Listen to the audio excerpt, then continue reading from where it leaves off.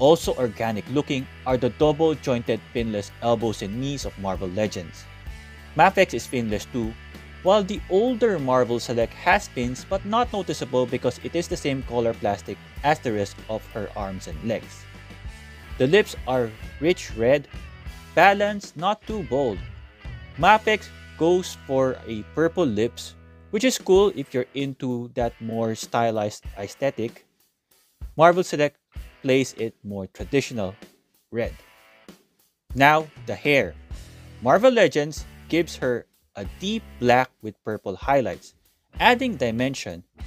Mafex flips that, mostly purple with some black wash.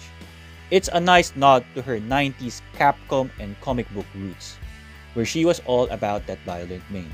Both Mafex and Marvel Select has the hair swept to the right, unlike Hasbro who went the other way, swept to the left. All three have that teeth gritting look, which is the right look for Psylocke when in battle. Between the two Marvel Legends head, this one particularly looks like more of Olivia Munn. I like this better than the relaxed head. On the other hand, for Mafex, I like the relaxed head.